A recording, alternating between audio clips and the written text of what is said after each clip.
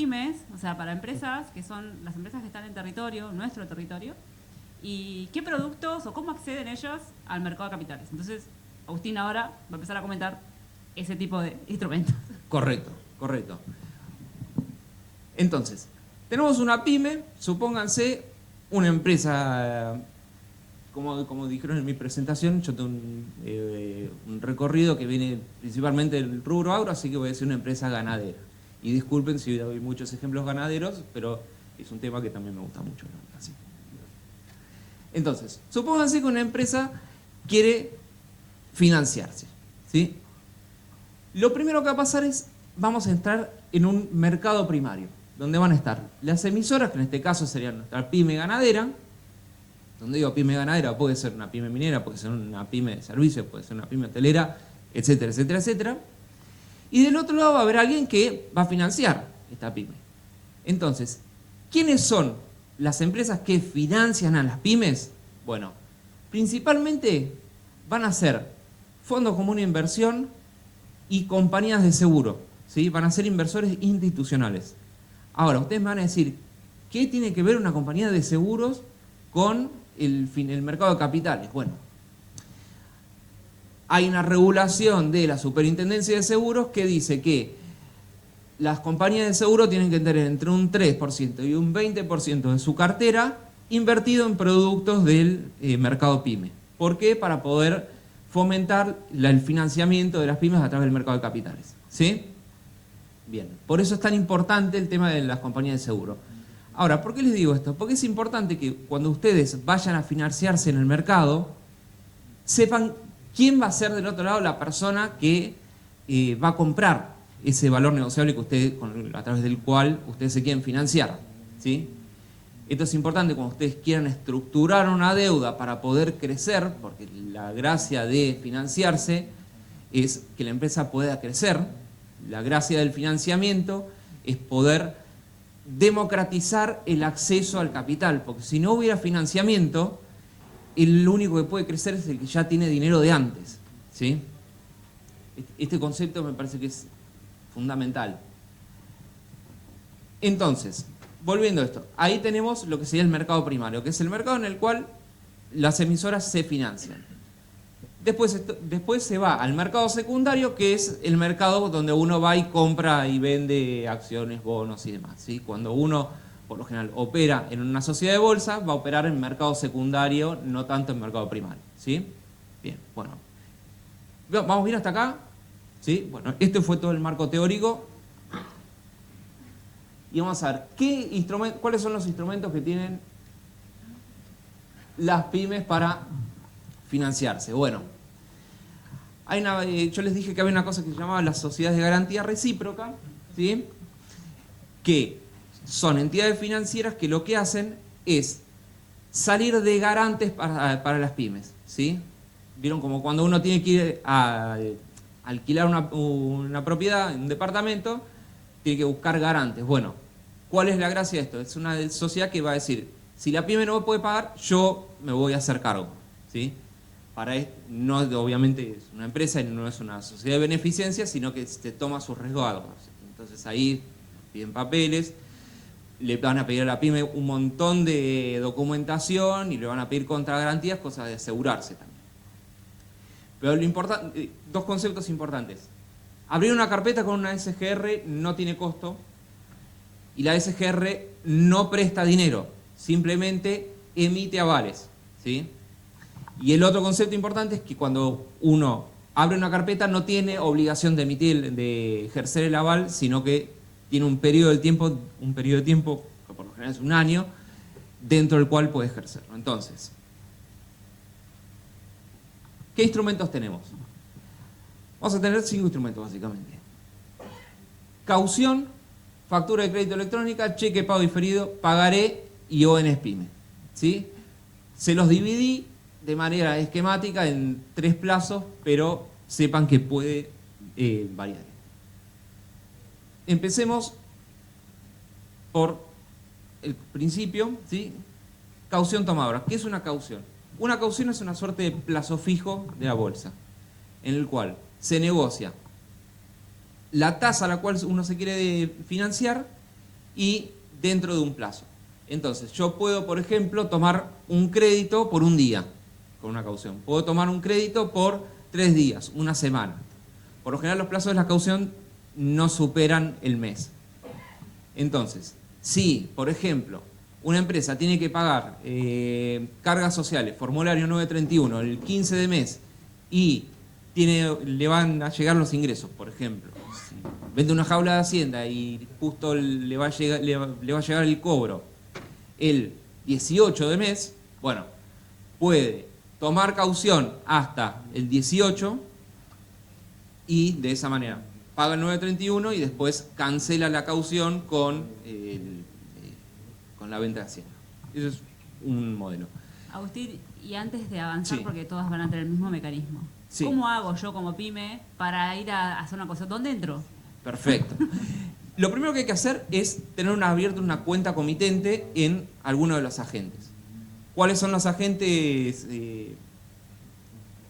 disponibles? Bueno, en la página de BIMA, yo después les dejé el listado de agentes, después pasan la PPT, van a tenerlo disponible.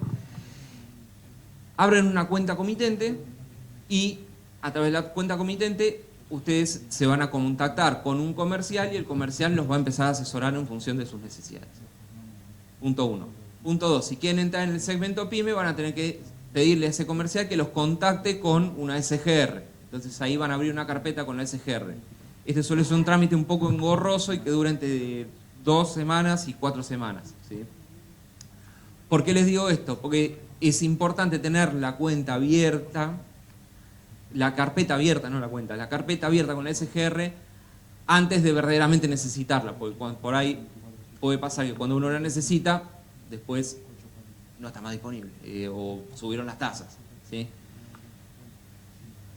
Bien, ese es un poco el mecanismo. Después, cuando uno quiere abrirlo, va a entrar en una plataforma que se llama iPyme, que también está el link a iPyme, están en la presentación.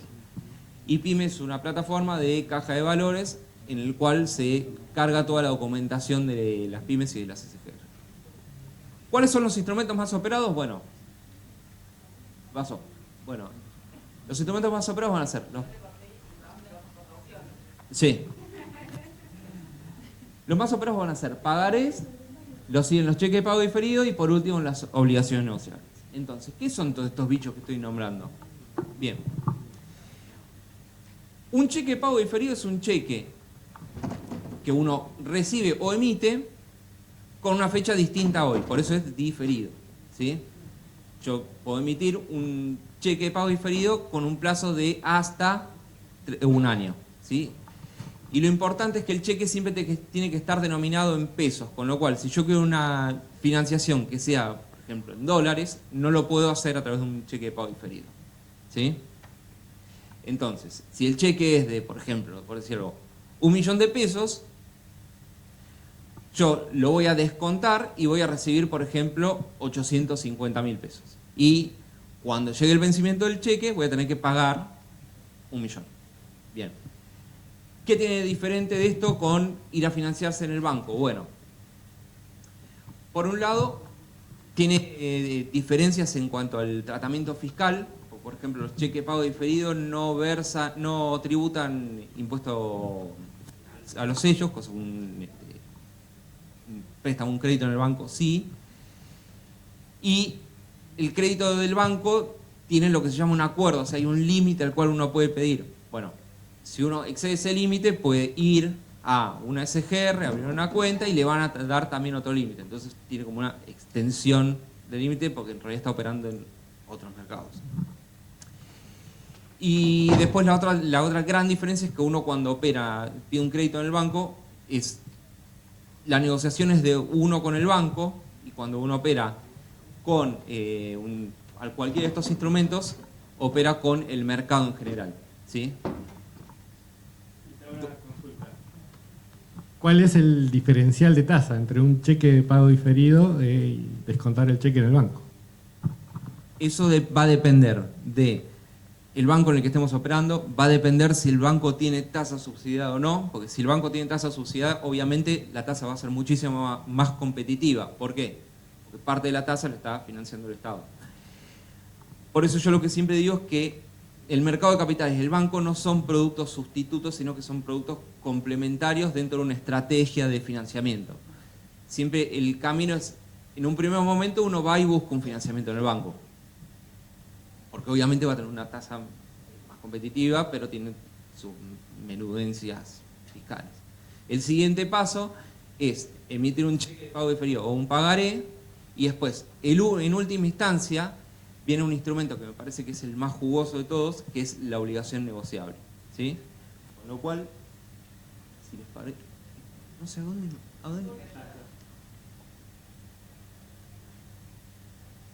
Ahora venimos vamos a ir peloteando de lado. Bueno, se fue. Bueno, hay una cuenta que les puse horrible, después la van a ver en sus casas, que es cómo se calcula el descuento de un cheque en el mercado, que a veces difiere de cómo se calcula el descuento de cheque en un banco, ¿sí?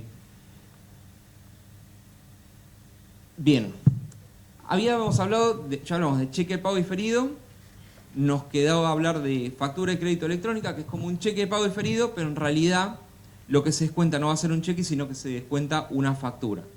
Si uno le factura, por ejemplo, a una empresa grande, Aluar, por ejemplo, y Aluar tiene dentro de la factura una condición de pago de 60 días, uno puede ir al mercado y descontar esa factura como si fuera un cheque, ¿sí?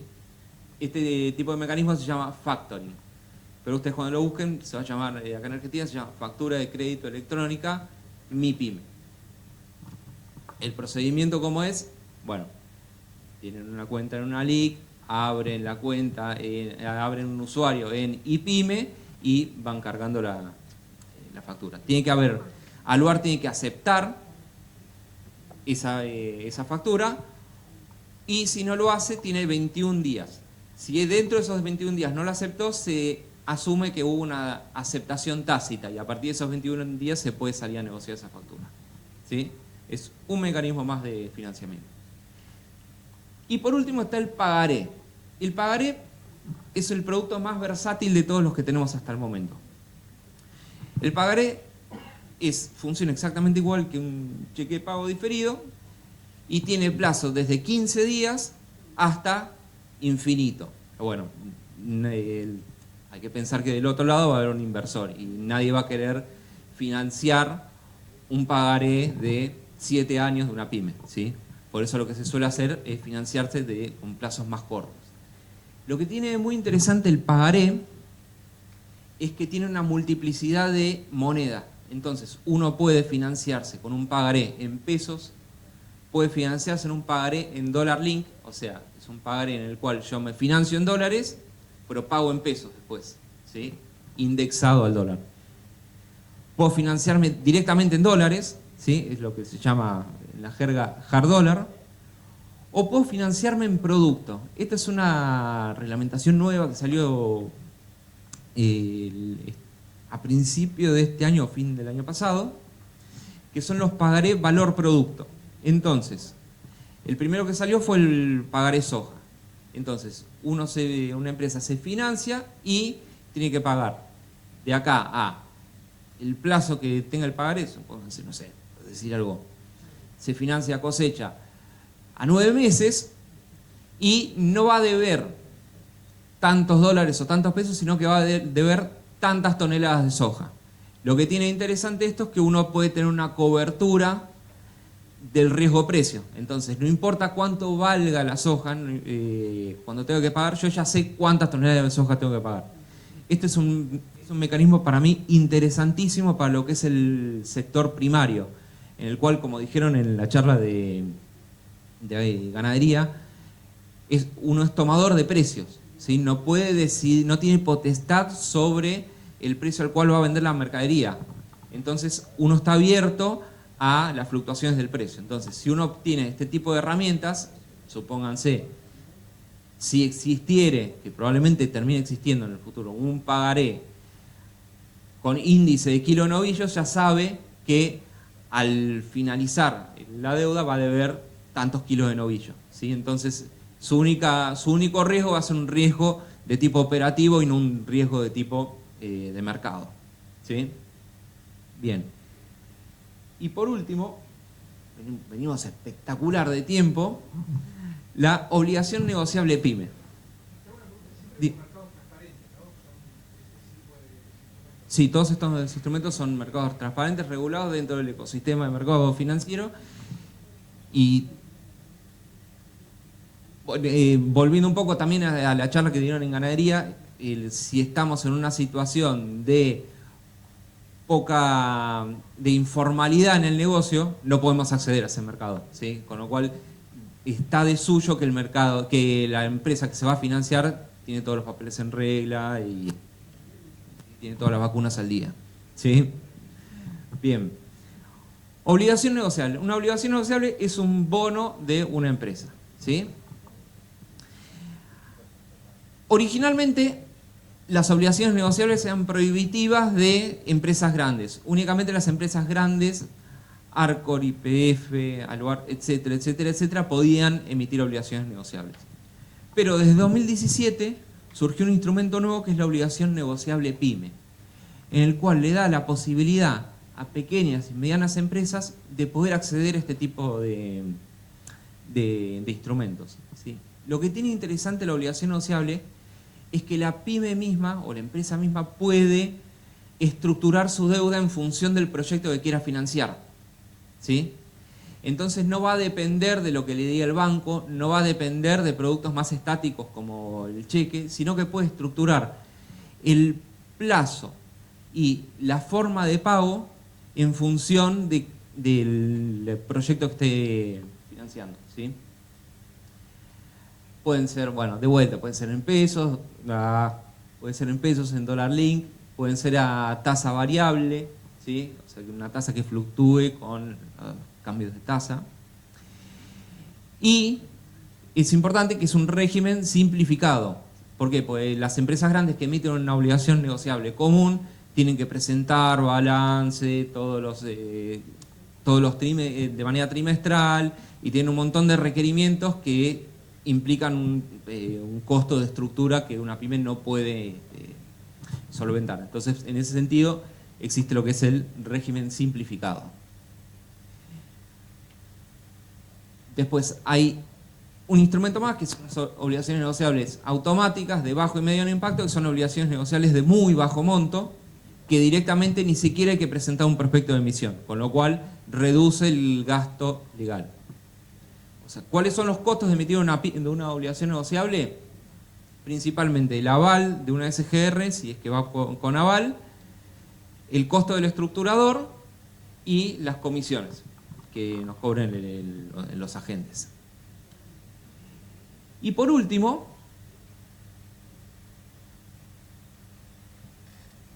no, va para adelante, va para atrás, no le estoy agarrando la onda. Bueno, por último, bueno, no se puede financiar cualquier cosa con una obligación negociable, sino que tiene que ser específicamente cuestiones relacionadas con lo productivo, ¿sí? O también se puede refinanciar deuda. Bueno, eso es importante porque uno tiene que justificar cuál va a ser el uso de los fondos. De julio de 2017 hasta septiembre de 2025, todas estas fueron las emisiones de obligaciones negociables PYME. Dato de color, en Chubut no se emitió hasta el momento ninguna obligación negociable PYME, ¿sí? Con lo cual... ¿Qué actividad tienen esas empresas? Y eso habría que ver en el informe de financiamiento. Pero hay una pluralidad de actividades, pueden ser desde industrial, agricultura, hay incluso actividades sociales, que ahora vamos a hablar un poco de eso. Pero en Chubut no se emitió ninguna todavía, así que si el año que viene me vuelven a invitar, mi sueño es que empecemos a aparecer acá, ¿sí?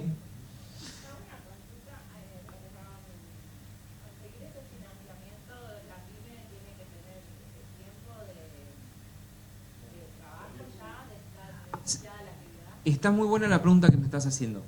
Por lo general, una pyme que va a emitir una obligación negociable es una pyme que está en periodo de crecimiento, ¿sí? Y hay un camino dentro del mercado de capitales que es natural y se da en todas las empresas. Por lo general, la empresa empieza tomando un crédito en un banco, después empieza a pasar a o emitir cheque de pago diferido, o empieza a coquetear con el pagaré o factura de crédito electrónica. Después, cuando quiere empezar a crecer o abrir una planta nueva o hacer un proyecto de inversión nuevo, bueno, ahí empiezan a aparecer el tema de las obligaciones negociables PYME. Y bueno, la última instancia va a ser la emisión de acciones. Porque la idea, es verdad que las pymes son el motor y el corazón económico del país, pero también la idea es que las pymes eventualmente vayan creciendo y el sueño es que las pymes también se terminen convirtiendo en una empresa grande, ¿sí? Entonces, siguiendo todo este caminito, el paso final termina siendo la apertura de capital y emitir acciones. Hace 3 meses, en agosto, se dio la última emisión de acciones hasta el momento, que fue una empresa que se llama Raxa. Raxa es una empresa hotelera, desarrolladora inmobiliaria que hizo muchos edificios grandes en Capital Federal, entre ellos, por ejemplo, el edificio Le Parc, que es donde vivía Marcelo Tinelli y León Gieco en los 90. Bueno, es una empresa que tiene muchísima historia y recién en agosto de este año llegaron a emitir y contaban los dueños todo el camino que fueron haciendo desde que fueron una pyme y que el sueño del padre, que era el dueño, el creador de la empresa, era emitir acciones y bueno, después falleció y lo pudieron cumplir ese sueño los hijos y bueno, fue un momento muy emotivo. Tenemos acá en el público gran mayoría de alumnos, futuros gerentes de empresas. Muchas de nuestras pymes no se financian en el mercado de capitales, ¿no? Tenemos acá en la zona generalmente el financiamiento es bancario, entonces para cuestiones netamente prácticas, ¿no? El día de mañana están asesorando una pyme y dice, bueno, voy a una CGR, ¿qué me va a pedir la CGR?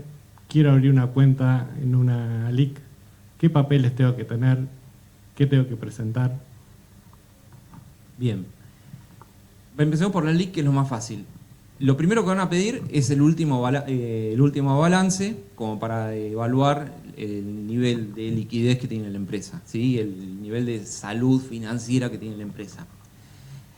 La SGR también va a pedir esto, pero también va a empezar a pedir otro tipo de papeles. Otra cosa que va a preguntar, por ejemplo, es si dentro del directorio hay personas expuestas políticamente, también conocidas como PEP. ¿Sí? Bueno, eso es un factor importante a la hora de abrir una cuenta. Y después, la SGR pide algo adicional que son contragarantías, que van a ser activos que la empresa pone en garantía en caso de entrar en default.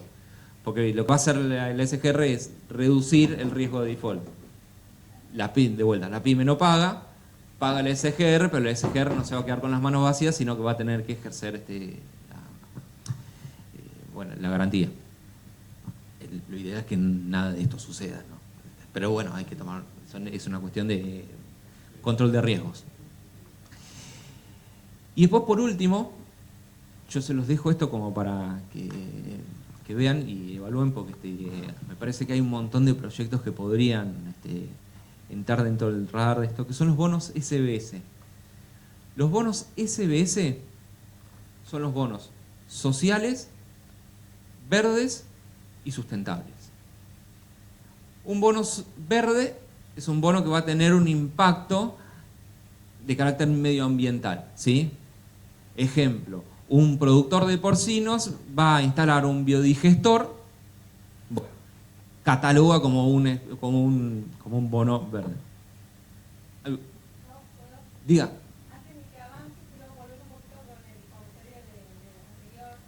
Sí.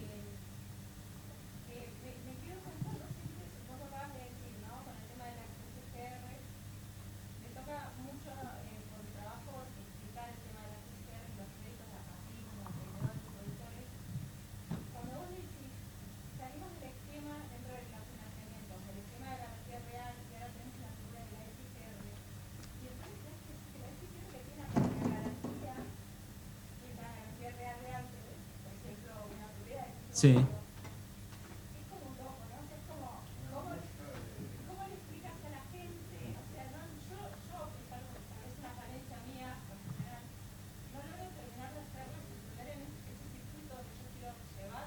Mi-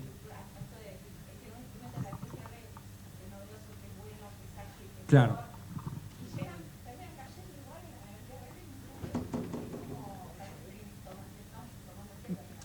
Mira, el tema viene así. ¿Se acuerdan que yo les dije que uno tiene que... Uy, tengo una relación extraña con el control este. Uno tiene que pensar que del otro lado va a haber alguien que invierte en lo que uno se está financiando, con el instrumento que uno se está financiando.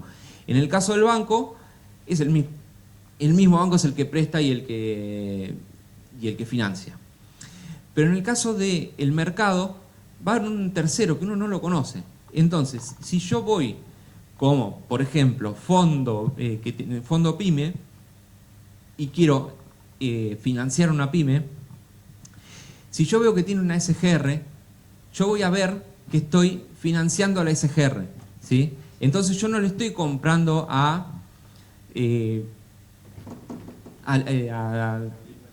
Carlitos SRL o Carlitos SA, sino que le estoy financiando a tal SGR de renombre, ¿sí? Entonces, lo que estás pensando ahí, lo que está haciendo, básicamente lo que hace el SGR es hacer más líquida el financiamiento. Y de vuelta, no es que una cosa sea mejor que la otra, no es que sean productos que compitan entre sí, sino que son productos que están en distintos eslabones y están en distintos mercados. ¿Puedo sumar algo? Diga. Por lo general, los bancos, cuando piden garantías legales, no piden una garantía sobre cualquier inmueble, tienen limitaciones. Entonces, determinados inmuebles no se los van a hipotecar, ¿sí? Por antigüedad, por tipo de actividad, por el destino del inmueble. Y las SGR son más flexibles. Además, los bancos tienen como una constitución, o sea, se han constituido hace, en algunos casos, hace más de 100 años. Entonces, tienen sus propias normativas internas que no son flexibles, no las modifican. Las SGR son más flexibles en ese sentido. Entonces, por ejemplo, un banco no te va a hipotecar a una empresa una propiedad, una casa o un departamento de alquiler que tiene el dueño. Pero la SGR sí. Y otra cosa son los aforos que te piden los bancos te piden una contragarantía por lo general cuando se trata de hipotecas del 200%, 180%, y las SGR el aforo que te piden es del 100, 120. Y después, eso le sirve más al banco en la SGR por la liquidez del certificado. O sea, vos a una hipoteca la tenés que rematar y el certificado de garantía para el banco es más líquido. Bien, pero guarda que el SGR no te financia, no te avala una hipoteca todavía. Son otros instrumentos. También te puede bajar te puede bajar la tasa dentro de un crédito. No, que vos diste el ejemplo de un crédito hipotecario. No, soy el ejemplo de un crédito con una garantía hipotecaria. Ah, ok, perdón, te escuché mal. El Sí. banco no te va a hipotecar cualquier bien inmueble. Un departamento del dueño no te lo hipoteca. Y No. la SGR a veces sí, como Sí. contragarantía. Perfecto, muchas gracias. Bueno, se nos terminó el tiempo, no les pude terminar de contar el tema de los fondos verdes, pero ¿me das 2 minutitos? 2 minutitos, bueno. Bueno. Se fue. No, es para el otro lado. Ah, claro, está al revés, perdón. Listo. Cuando uno quiere emitir un bono verde, va a haber fondos que invierten específicamente en este tipo de bonos, que pueden ser sociales, verdes, o si son sociales y verdes, van a ser sustentables, ¿sí? Entonces, el emisor se va a tener que contactar con un agente, con una LIC, y a su vez se va a tener que contactar con un revisor externo, ¿sí? Que es el que va a fiscalizar que este bono efectivamente esté financiando y el uso de los fondos se use para financiar un bono verde. Por ejemplo, un bono social muy famoso que salió hace unos meses fue una institución deportiva de primer nivel, la más importante del país. el Club Atlético River Plate emitió un bono social, ¿sí? Es decir, emitió una obligación negociable que tenía como destino de sus fondos financiar la Casa River, ¿sí? Bueno, ese es un ejemplo de un bono social. Después hay bonos verdes que tienen que ver con cuestiones sustentables. Y la gracia que tiene de esto es que hay muchos fondos hay fondos que tienen mucha hambre de este tipo de instrumentos. Entonces, cuando uno sale a financiarse, el riesgo de no encontrar una contraparte que quiera estos bonos se reduce drásticamente, ¿sí? Así que bueno, el tiempo terminó, espero haber sido claro. No sé si tienen alguna otra duda o no. ¿Nadine puedo? Cortita, cortita, cortita, Ahí Gonzalo. va.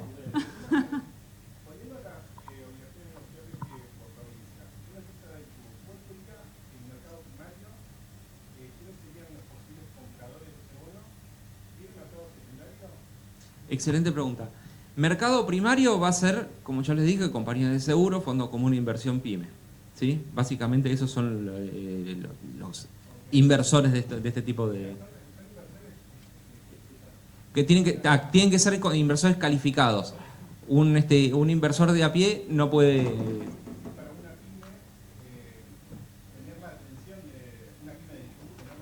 No, pero para eso, entiendo lo que decís, pero para eso es importante que vos no lo haces, una pyme no va a salir sola al mercado, sino que va a través de un agente, y el agente tiene toda una red de contactos, ya sea un agente productor o una LIC, va a tener toda una red de contactos. La SGR tiene una red de contactos y conoce fondos, y los fondos buscan este tipo de instrumentos, ¿sí?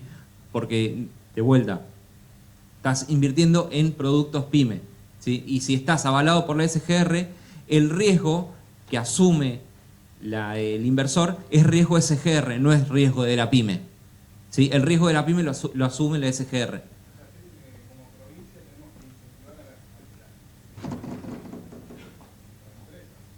No, como provincia lo que hay que incentivar es que las pymes se empiecen a acercar al mercado a través de agentes. Y también lo que se podría hacer es incentivar que haya más estudiantes o profesionales que saquen la idoneidad CNB y empiecen a trabajar como agentes productores. Es la bolsa. Y bueno, esto también es la bolsa. El primero también. Sí, tenés un panel de ONP. El problema que tienen las ONP es que no tienen liquidez, porque por lo general las compra y las dejan hasta el término, y por eso no se suelen emitir a más de 2 años. Porque tenés la cláusula también que las puedes refinanciar después. Para rendir la idoneidad de CNB, ¿cuál es el máximo grado de estudio que es?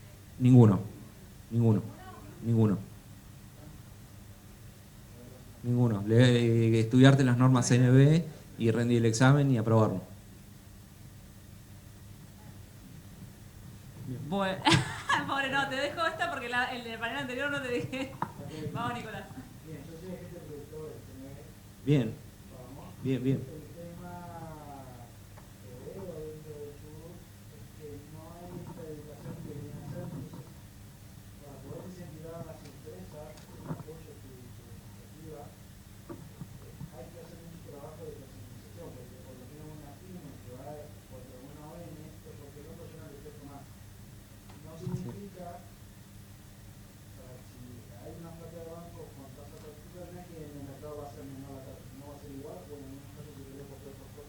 Sí, sin duda. Pero es una herramienta más cuando diferentes actividades no dependen de la función como la pareja o el fondo por ejemplo. No, pero cuenta, sino que lo importante es que haya más agentes productores como vos.